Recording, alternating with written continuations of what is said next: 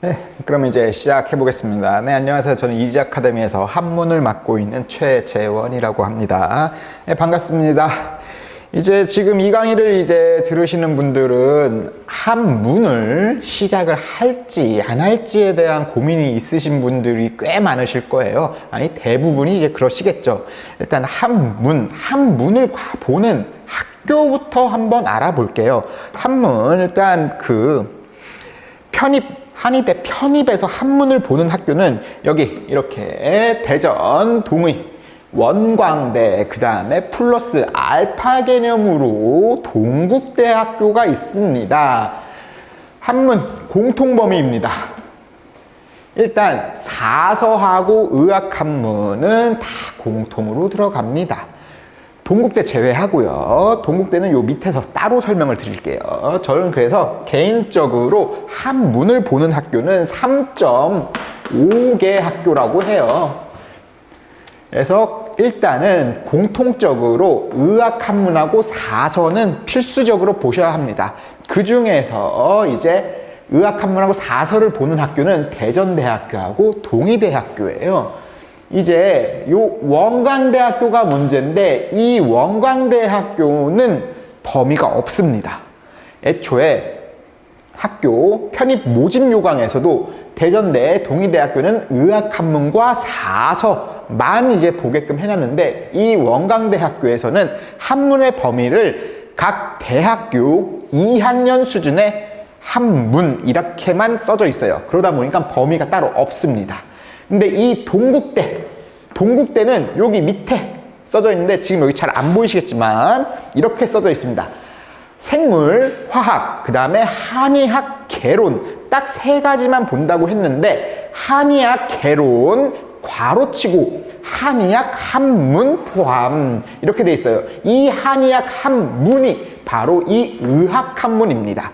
그러다 보니까 의학한문 만 합니다. 동국대학교는.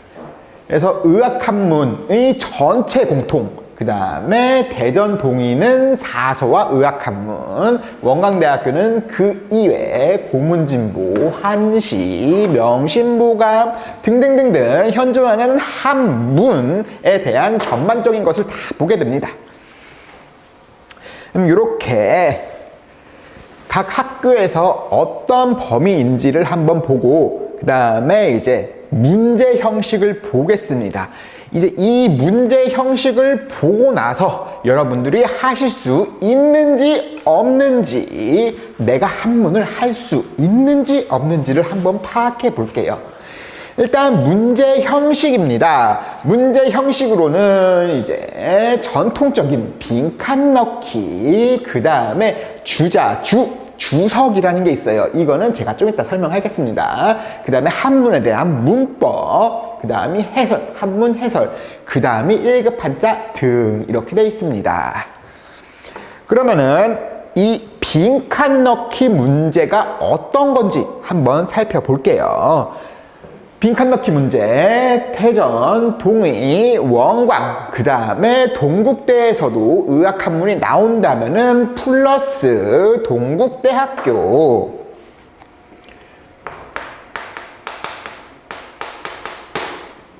입니다. 문제 유형을 볼게요. 너무 익숙하시죠? 수능도 다 보신 분들이실 테니까 빈칸에 들어갈 알맞은 한자를 고르는 겁니다. 여기를 한번 볼게요. 지금 여러분들은 이제 이 한문이 어떤 건지를 잘 모르실 거예요. 나중에 따로 배우셔야 되는데 쭉 뭐라고 한자가 써져 있어요. 그냥 쭉쭉 써 있어요. 마치 영역 보는 거나 아니면 언어, 수능 언어, 국어 보는 거 같이 쭉 써 있어요. 그냥. 그럼 여기에 들어갈 알맞은 단어입니다. 토익에도 뭐 파트 5에 이런 거 있죠. 네, 그런 유형입니다. 근데 한문이 어떻게 보면 쉬운 게 그냥 요 지문은 다 정해져 있습니다. 단 그 지문이 양이 많다 뿐이에요. 그래서 이 지문을 암기하고 있다 하면은 그냥 이 맹자왈 강토중민 군자욕지 하고 나서 나 이거 어디서 봤는데 하고 나서 그냥 쭉 밑으로 가는 군자 소성, 저 같은 경우는 그냥 바로 인의예지라고 찍습니다. 왜? 이미 암기가 되어 있으니까. 이거 모르셔도 쭉 해석해서 하면은 가능합니다. 그 다음에 이것도 비에 들어갈 성어, 고사성어입니다. 고사성어 아니면 뭐 익숙한 말로 사자성어 이런 거 고르기입니다. 그래서 이건 답은 1번입니다. 지금 이게 왜 이렇게 되는지 문제 풀이 시간은 아니고 어떤 유형이 나오는지 살펴보는 거니까 이렇게 넘어가겠습니다. 이게 전통적인 빈칸 넣기 형태입니다. 그 다음에 두 번째입니다. 이 두 번째 A, B, C 하고 대전이라고 돼 있어요. 대전대학교 한 문과목은 유일하게 주관식이 있습니다. 다른 학교들 원광, 동이, 동국은 주관식이 없어요. 근데 대전대는 주관식이 있습니다. 이 점 유의해 주셔야 됩니다. 요 지문은 이제 천명지휘성, 솔선지휘도, 그 다음에 수도지휘교라는 아주 유명한 중용 구절입니다. 이건 어차피 여러분들도 한 문을 내가 하겠다라고 결정이 되셨으면 무조건 암기해야 돼요. 그래서 천명지휘 이렇게 쭉쭉쭉쭉 이렇게 해서 여기 한 글자씩 이제 적는 겁니다. 이렇게 답안지에도 이렇게 적으라고 줄 거예요, 학교에서. 그 다음에 여기도 뭐 이렇게 쭉쭉 나오는 거니까 그냥 넘어가고 이렇게 대전대학교 문제 스타일입니다. 그 다음에 이 3번 다음에 밑에 거 말고 요 라 해설 문제로도 한번 가볼게요. 이 해설 문제 대전대학교는 유일하게 주관식이 있는 학교라 그랬어요. 이 주관식이라는 게 이런 단답형, 빈칸 넣기처럼 나오는 것과 그다음에 아예 해설을 하시오라는 이 라 해설 문제 1번 이런 식으로도 나옵니다. 아니면은 또한 이런 거 가나 다 라 하고 뭐 A, B, C, D 있으면은 이거 서로 이렇게 줄 그어서 연결하기 이런 형식도 나옵니다.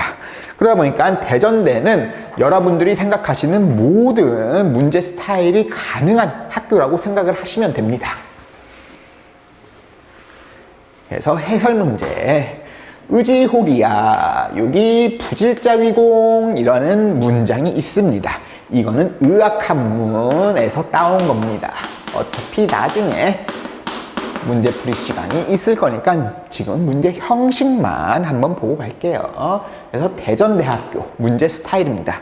지금 요 앞에 있었던 빈칸 넣기는 다 나옵니다. 대전, 동의, 원곽, 동국 다 나오고 그 중에서도 이 주관식과 해설은 대전대만 나옵니다. 그 다음 거 한번 볼게요. 주자 주 문제입니다. 말 그대로 주석에 관한 문제예요. 이 주석이 무엇이냐라고 하면은 일단 여러분들이 보고 계시는 10페이지 한번 볼게요. 10페이지.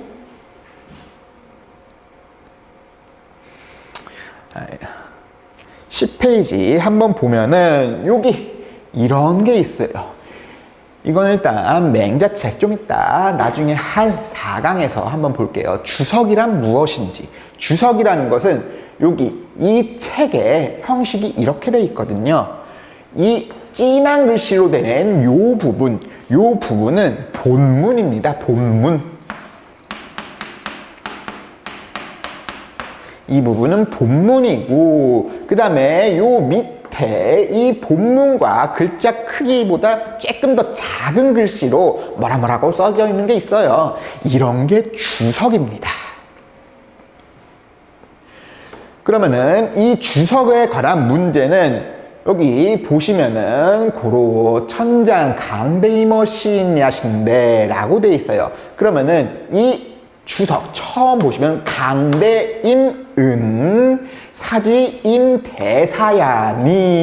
라고 돼 있어요. 그럼 이게 뭔 소리냐? 이 강대임, 요 강대임이라는 것은 사지임대사라는 뜻으로 해석을 한다. 그래서 사지임대사, 큰 임무를 이 사람에게 내리려 하실 적에는 이라는 해석으로 해야만 한다라는 것을 알려주는 것이 바로 이 주석입니다. 대체로 이 주석이라는 것은 주자, 그 주자라는 유학자께서, 옛날에 계시던 유학자께서 직접 지은 거다 해서 주자주라고 합니다. 이런 게 바로 주석, 주자주에 관한 문제입니다. 그럼 다시 2페이지로 넘어가 보겠습니다.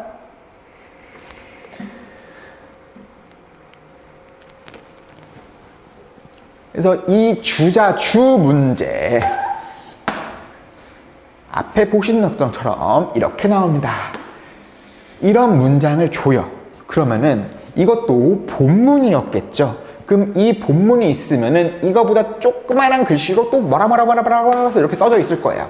그러면은 이제 이 시일은, 이때의 이 시는 이 때 시자는 이 시자라고 해석을 해줘야 한다 라는 것이 바로 주자님의 해석입니다. 이게 주자주에 있어요. 그럼 여러분들은 본문만이 아니고 아까 전에 봤던 그 조그만 글씨까지 다 보셔야 된다는 거예요. 물론 그것도 이렇게 암기를 하셔야 되고요. 이 주자주 문제도 대전, 동의, 원광, 그 다음에 동국대 학교는 조금 아니긴 합니다. 그래서 대전, 동의, 원광 이 세 학교 주력 문제입니다. 그래서 이거의 답은 3번이었습니다. 아니 1급 한자 하신 분들은 분명히 그럴 거예요. 아니 이거 해봤는데 왜 아니냐 라고 했는데 이 해 뿐만이 아니고 뜻, 한자는 뜻과 음이 너무너무 많아요. 그러다 보니까 이때 해라는 발음이 아니다 라고 주자님이 말씀을 하셨습니다. 몇천 년 전에. 그거를 여러분들 다 암기를 하셔야 되는 거예요. 그 다음에 밑에 것도 한번 볼게요. 문법 문제입니다. 문법 문제, 대전, 동의, 원광, 그 다음에 동국대는 잘 안 나옵니다. 내려면은 낼 수 있어요. 여러분들이 지금 알아야 되실 게 편입시험이라는 것은 공인시험이 아닙니다. 사립, 말 그대로 다 사적인 시험이에요. 문제를 다 기출을 볼 수 없고 제공도 안 해줍니다. 물론 뭐 다른 의대나 뭐 이런 데서는 기출 제공하는 데도 있어요. 경희대 한의학과 문제 같은 경우에는 기출 제공합니다. 근데 학교 차원에서 제공합니다만 여러분들이 보셔야 되는 학교는 기출을 제공 안 해요. 그러다 보니까 이거는 말이 조금 나올 수도 있지만 공정한 시험이기도 합니다. 오로지 이 시험 성적으로만 뽑는 학교들이니까요. 그래서 이 문법 문제는 말, 이을, 이라고 여러분들은 이제 한자 자격증 시험에서 보셨을 거예요. 근데 이 말, 이을, 이 말을 잇다가 뭐냐? 한마디로 접속사예요. 접속사. 이거 왜 이렇게 안 나오지? 네. 접속사입니다. 이 접속사의 쓰임이 다른 하나는 이라고 생각을 해주셔도 돼요. 접속사 문제. 내가 토익을 보셨으면은 다들 아시죠? 접속사 SV, 그 다음에 접속사, 그 다음에 SV. 이 주어가 같으면은 그냥 이거 생략하고 동사 이렇게 써도 된다라는 게 토익이지만 한문은 여기서 한 단계 조금 더 발전을 해요. 발전보다는 약간 형식이 다릅니다. 그래서 이것도 이런 접속사의 쓰임을 묻는 형식이 바로 문법 문제입니다. 그 다음에 이 이쪽으로 넘어가 볼게요. 이것도 문법 문제예요. 품사가 다른 하나를 고르시오. 똑같이 대전동이 원광에서 나옵니다. 동국대는 잘 안 나와요. 품사가 다른 하나. 보시면은 여기 거, 보, 사, 통, 법 이렇게 제가 동그라미를 쳐놨어요. 그래서 이거의 품사는 다들 뭔지 아시죠? 주어냐, 동사냐, 뭐 아니면 뭐 명사냐, 형용사냐, 부사냐 이런 형식이에요. 그러면은 여기서 어떤 게 틀린지를 보셔야 되는데 결국은 이것도 해석 문제입니다. 해석을 하시면 얘가 이때 주어로 쓰였구나. 주어니까 명사겠구나. 이런 거를 보시는 거예요. 이거는 여기서는 이제 동사로 쓰였구나. 이런 거를 하는 거가 바로 이 품사 문제입니다. 이 품사 문제는 앞에 나왔던 1번과 마찬가지로 문법 문제입니다. 여기서 더 추가를 하셔야 되는 게 문법 문제는 이것도 나오고 또 이거 갈지자 가다지 해서 갈지라고 이렇게 많이 이렇게 알고 계시는데 가다라는 뜻 말고 또 지시대명사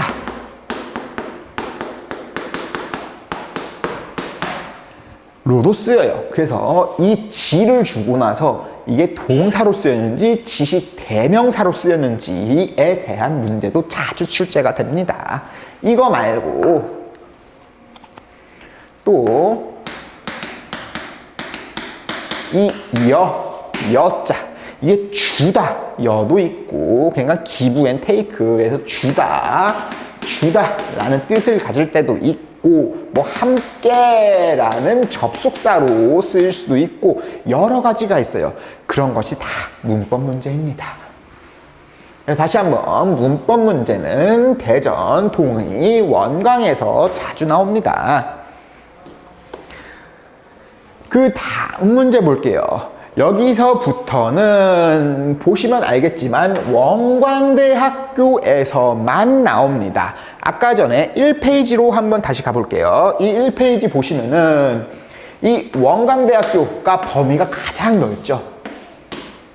네, 그래서 원광대학교는 여기 고문진보 한시 명심보감 한 다음에 제가 등등등등이라고 했잖아요. 이 등등등등에는 바로 1급 한자, 여러분들이 지금 이제 따셔야 하는 1급 한자 자격증 문제도 들어갑니다. 이 한자 자격증 문제가 어떻게 나왔었냐라는 걸 보시면은 바로 이렇게 나왔습니다. 1급 한자 문제 원광대학교에서만 나온다고 생각을 하시면 돼요. 아니면은 이제 요런 형식은 원광대학교, 그 다음에 요런 형식은 동의대도 출제가 가능하고 실제로도 시험에 나왔었습니다.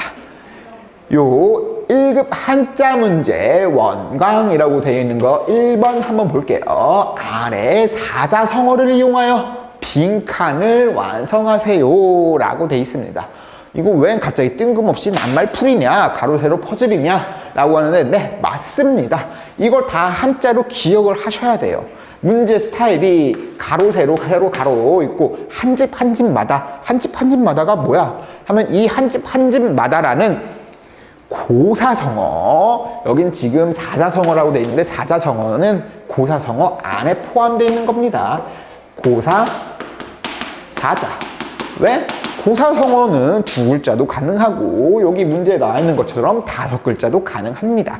사자성어는 말 그대로 사자예요. 4글자로 된 글자가 사자성어입니다. 그래서 이거 정확하게 하면은 고사성어라고 해주는 게 조금 더 맞긴 해요. 근데 일반적으로 사자성어라고 해도 지금 다 통용되니까. 그래서 이 1번 볼게요. 한 집 한 집마다 이게 뭐야? 그러면은 1급 한자 제일 앞이나 각각 이렇게 공부하시는 책들이 있을 거예요. 뭐 지능해라든지 어문해라든지 상공회의소라든지 여러 가지가 있는데 다 국가공인이니까 아무거나 따셔도 됩니다. 거기 보시면 그 책에 다 이런 고사성어가 쭈르르륵 있을 거예요. 그럼 거기서 이제 기억을 하셔야 된다. 한 집 한 집마다 이게 뭐야 하면 이제 사자성어로 이제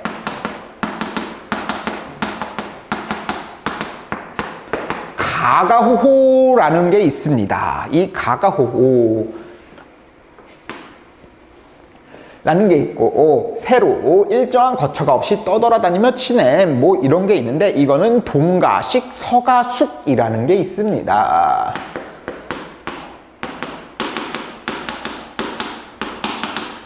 지금은 문제 풀 시간 아니니까 대충 이렇게 쓸게요.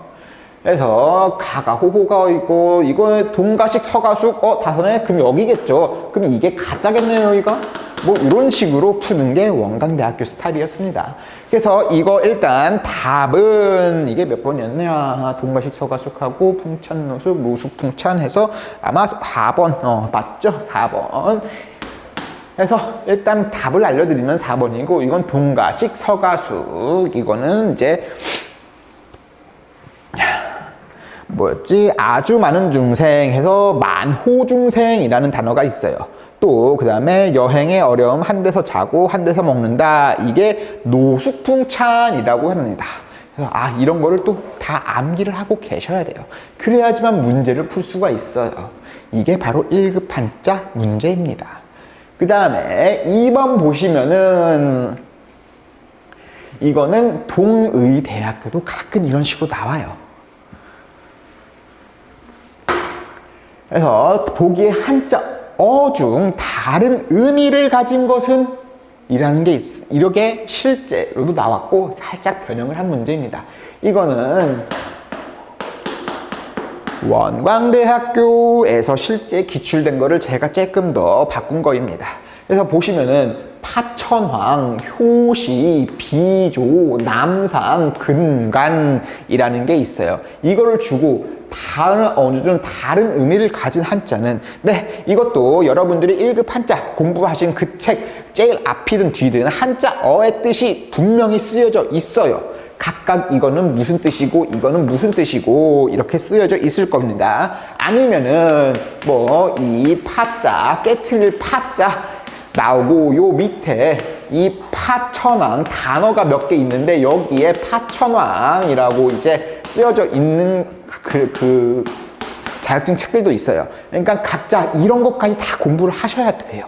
그래야지만 문제를 풀 수 있습니다. 일단 이거 답은 5번이었습니다. 파천왕, 효시, 비조, 남상 이런 것들은 다 그 기초가 아닌 시작을 의미하는 단어들입니다. 시작을 의미합니다. 근데 이 근간이라는 것은 시작의 의미가 아닌 부위, 그 중요도를 나타내는 단어입니다. 그러다 보니까 답은 근간이었습니다.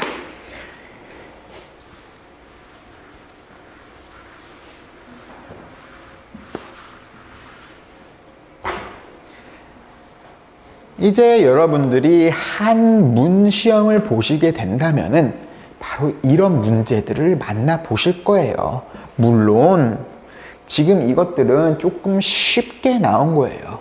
이 정도의 난이도가 대충 이 총 40문항을 본다면은 지금 이 정도 난이도는 25에서 30문제 정도까지만 나옵니다. 이 나머지 30이라고 했을 때 15에서 10개에서 이 15문제를 어떻게 맞추시냐가 관건인 과목입니다.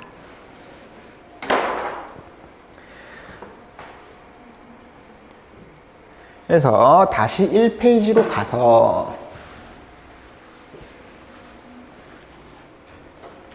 그래서 지금 이 이지 아카데미에서는 어떻게 수업을 하고 있는지 커리큘럼에 대해서 말하면은 처음에 이 기초부터 시작을 합니다. 아까 전에 나왔던 이런 문법 문제를 알기 위해서는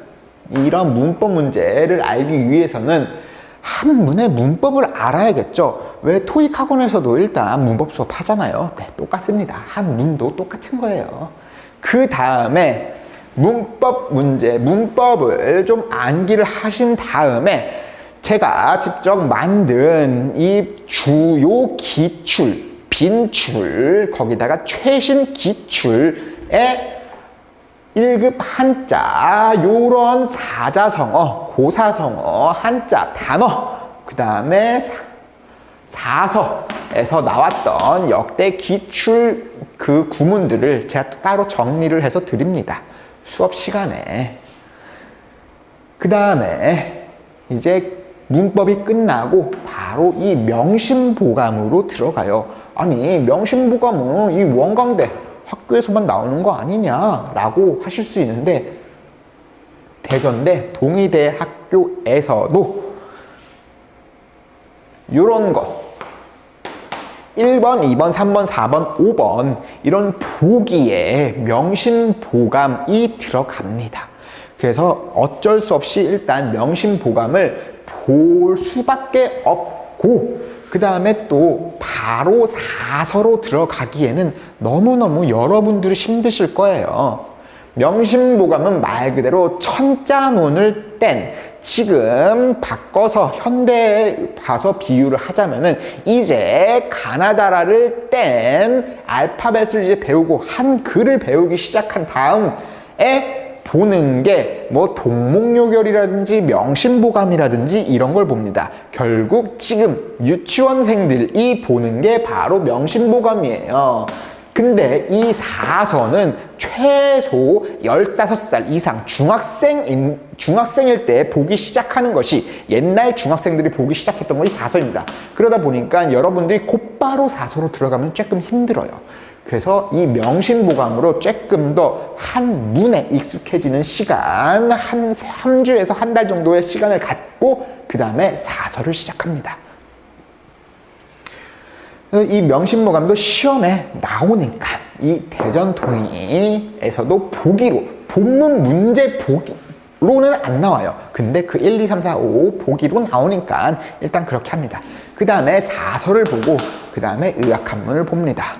이 원광대 반에서는 고문진보, 한시, 거기다가 또 교양한문이라는 것도 있어요. 이 교양한문도 나중에 이 10강으로 알아보는 이지 편입한문 나중에 7강인가 8강 정도에 나오는데, 그거는 원광대생 분들만 하시면 됩니다. 그래서 고문진보, 한시, 교양한문 이런 거는 원광대생 분들만 하시면 됩니다. 네, 그러면은 이제 2강에서 뵙겠습니다.